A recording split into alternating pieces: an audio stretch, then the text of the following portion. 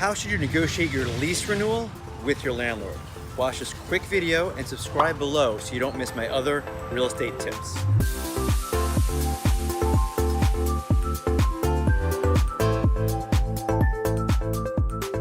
Hi, I'm Phil, the founder of Frele, the free and honest rental marketplace where you could find your next home.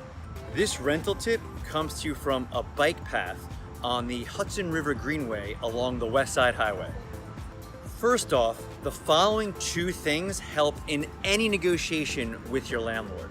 First, you should make sure you pay your rent on time every month. And second, you should do your best to make sure that you're a hassle-free tenant.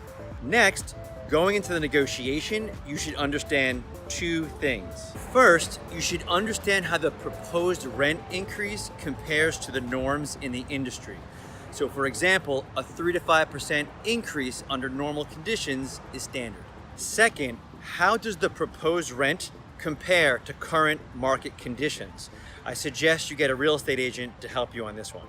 Keeping in mind the above, let's run through 4 quick scenarios and how I would suggest you handle them.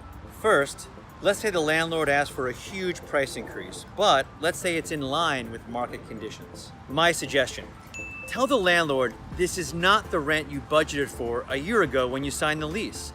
And regrettably, if there's no room for negotiation, you're gonna have to consider other options. Here's the second scenario. Let's say the landlord asks for a huge price increase, but this time it's out of line with market expectations. Here's my suggestion on this one.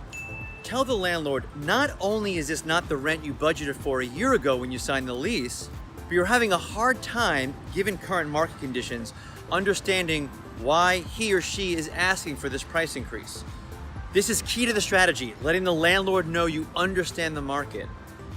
And regrettably, if there's no room for negotiation, you're gonna have to find other options. Here's the third scenario. Let's say the landlord asks for a small increase and it's in line with market conditions. Here's my suggestion on this one. While of course you can still try to negotiate it, my suggestion would be to strongly consider just accepting the proposed increase. If you try to get too cute, you could wind up losing the apartment. Here's the fourth scenario. The landlord offers a small increase and it's out of line with market conditions. Here's my suggestion on this one.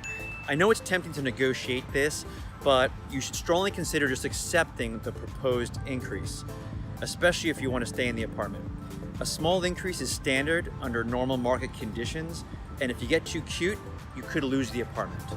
For more on this and other New York City apartment tips, please subscribe to this YouTube channel or go to Frēlē.com/learn. And remember, you can always find your next home on Frēlē.com.